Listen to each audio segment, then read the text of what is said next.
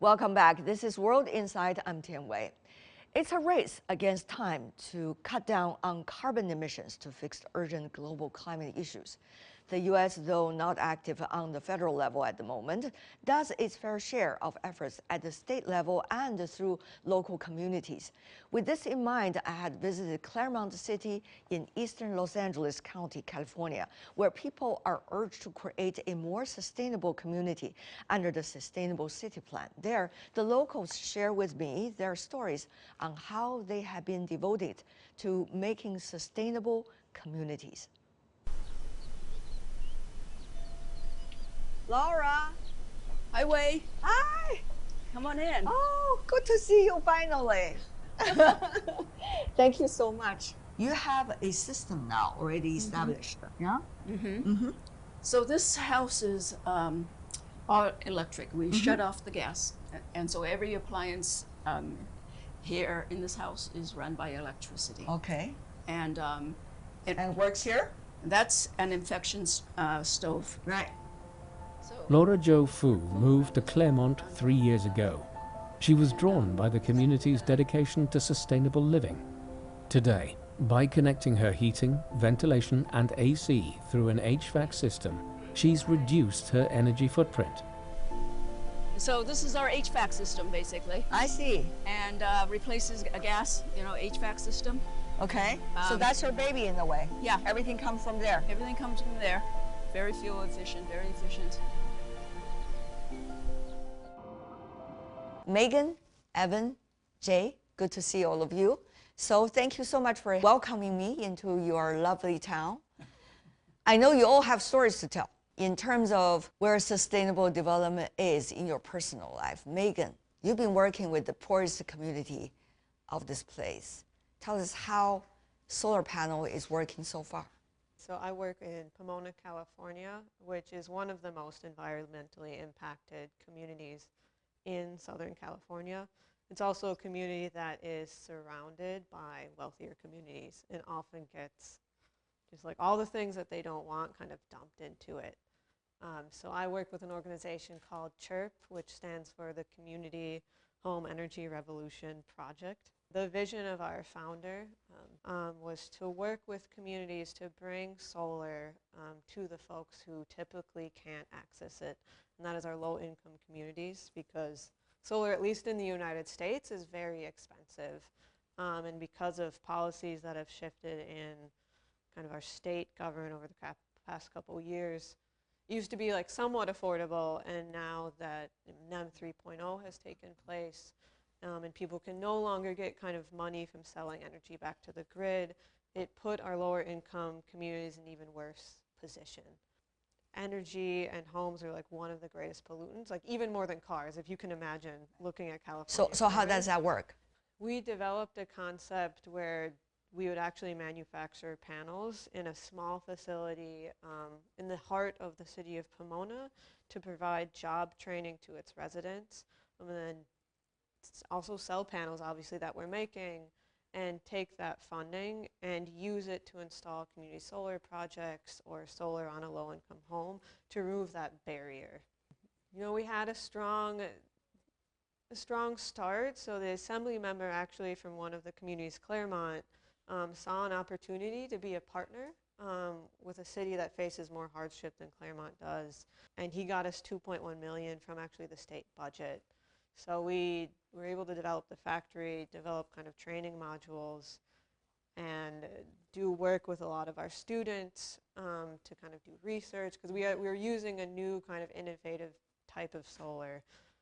Recently, though, with the changes in the federal government and what has happened with the Department of Energy and with the EPA and other things, it's been very difficult for our organization to survive. I see. Let's go to your story, Evan. Thank you very much. I'm a historian, and I worked for the U.S. Environmental Protection Agency for 25 years. I went there with bright hopes and knowledge, not much technical knowledge, but philosophical knowledge. I wanted to see something better. I am convinced to this very day that the creation of the U.S. EPA was the best political decision biggest economies in the world. They're also the biggest consumers of energy. Of course, China is the largest developing economy, has been making a lot of efforts in green, sustainable. U.S., we have also seen at very many different levels. So the question is very viable as to how these two players, they can work together rather than being antagonists toward one another on the road toward sustainable development goals. And of course, in complement to the United Nations role. I mean, this is a big topic. You hear analysts talk about it every day, but I just want to have your opinion, given your already personal experiences and input, about how this would work.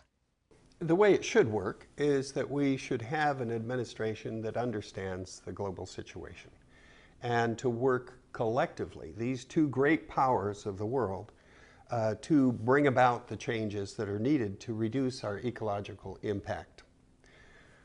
That's the way it should work. The way it could work is a very difficult question. We would have to have a massive change in our administration right now because we have totally reversed, and it's not just a matter of not promoting sustainable development, it's a matter of destroying the efforts that we have made in the past. And so we have to have a change in that. And I hope is an important thing to retain. I hope that we can reverse the trends that have occurred during the current administration. Evan? You know, I have been to China 3 times, and I was really very pleased and very impressed by what's going on.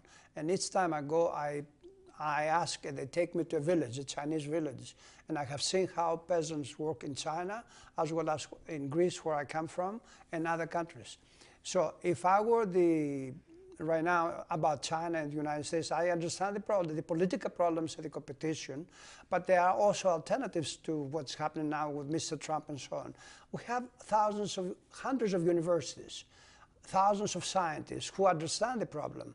Therefore, I would recommend that American and Chinese scientists get together, and I would recommend the academic community ought to be more active and more vociferous about something that determines life and death to us and to the planet and to us and our children. And Will so the academic community be able to do that given the current geopolitical environment? I would think so, yeah, because I mean there are some very right-wing Republican professors and so on, but I would say for the most part, climatologists try not to get involved with political decisions and so on. And they publish their papers and they publish their books, and we know who they are primarily. So they need maybe a foundation, maybe money from China to get them together in a conference. I would do that. Get them to China to discuss, spend 4 or 5 days talking about this continuously, and why they need to act, and to act before it's, like the Guterres said, it's too late. Megan? So we have the academic piece. We obviously, you said, the political barrier and the changes that would need to happen there to form like a relationship that allows us to move towards these goals.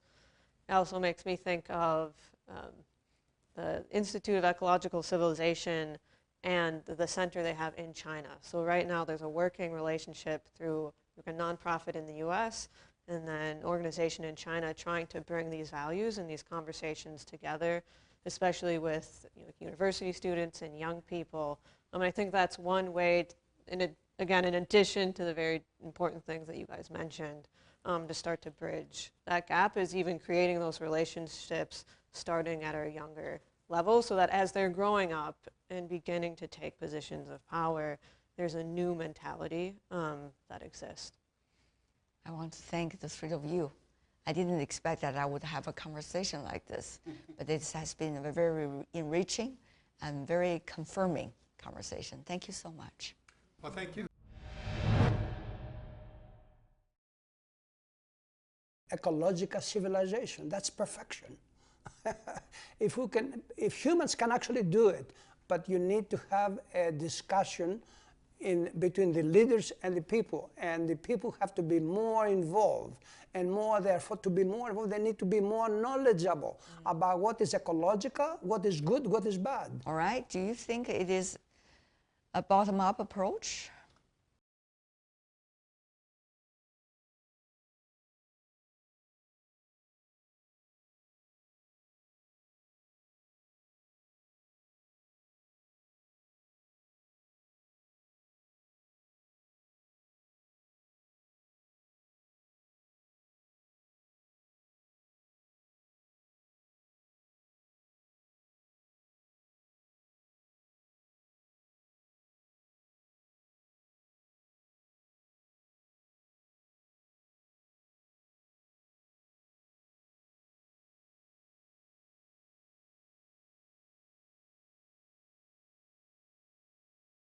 You just suggested it should work, but it seems that you're saying there are so many obstacles, and therefore it's almost impossible to work.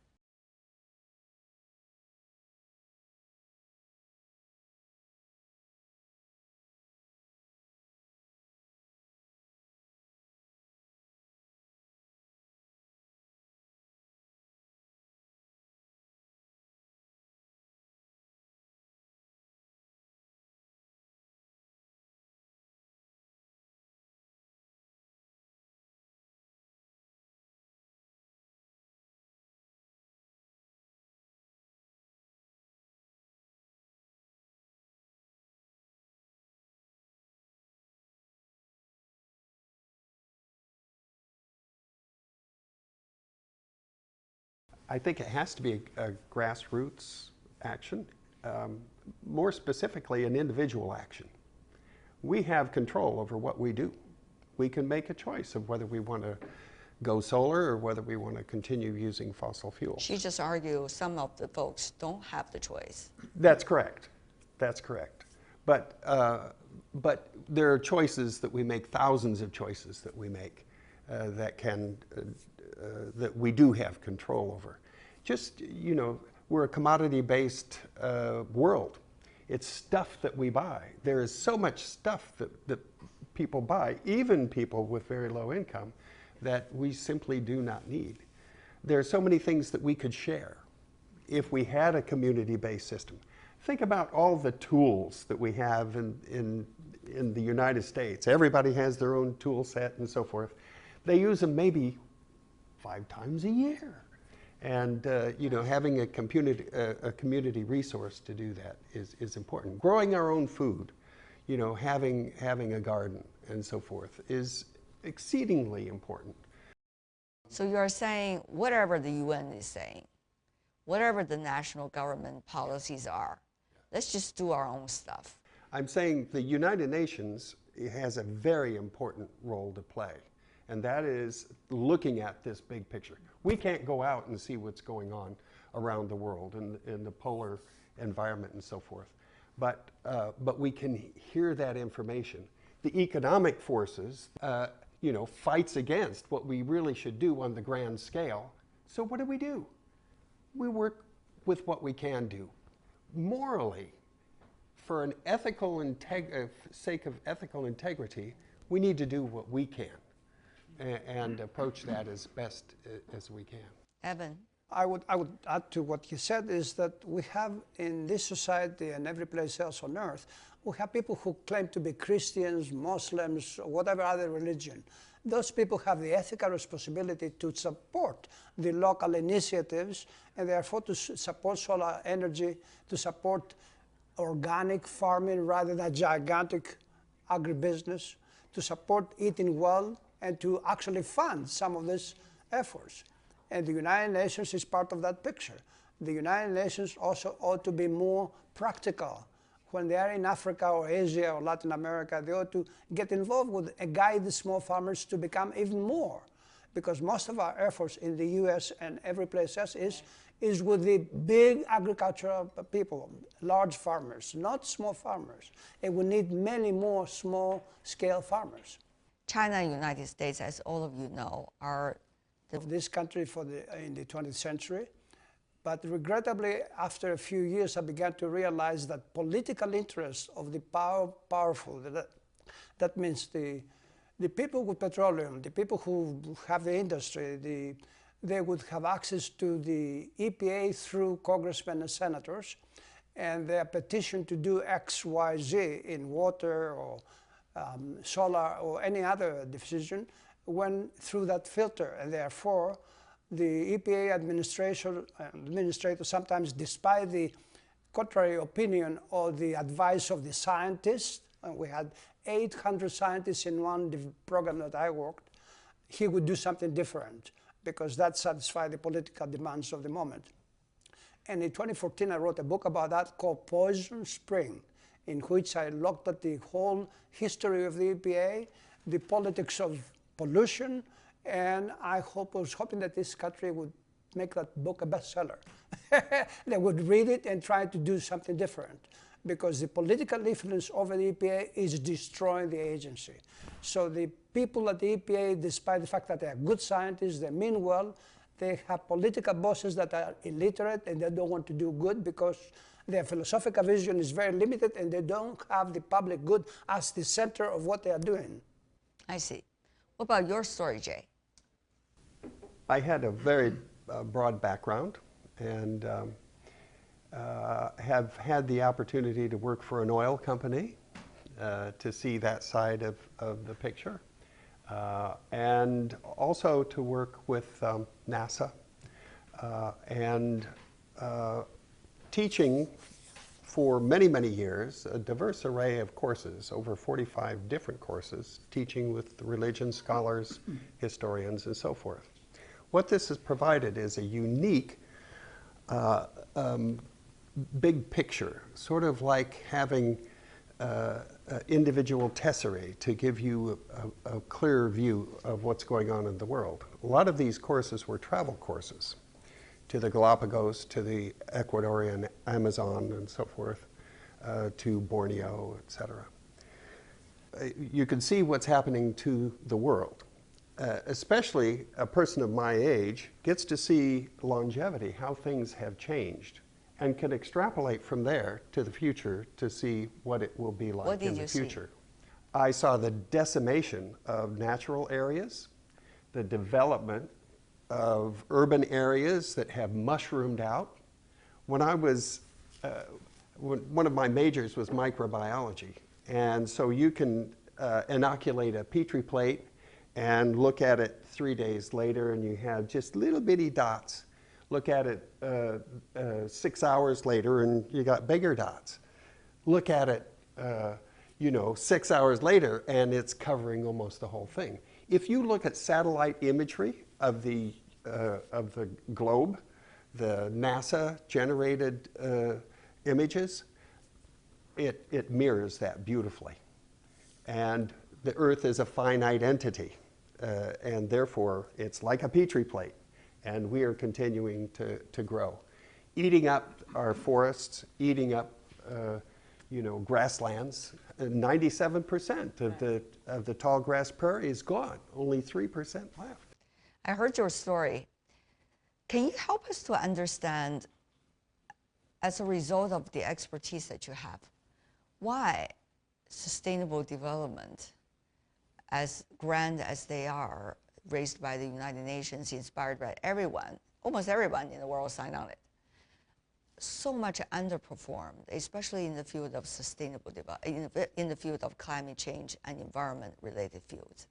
I dare suggest that it's the inequality of power that makes the United Nations so impotent to expand from the books and the plans that they have about sustainable development into actually guiding, let's say, Bolivia, Greece, France, for that matter, to actually produce food that is clean, water that is drinkable, and to reduce the energy that increases the temperature of the planet by burning petroleum. So it's the money and the power that is actually in balance in all these wonderful ideas about sustainable development, or just as beautiful the ideas that I discovered in China when I got there in 2015 about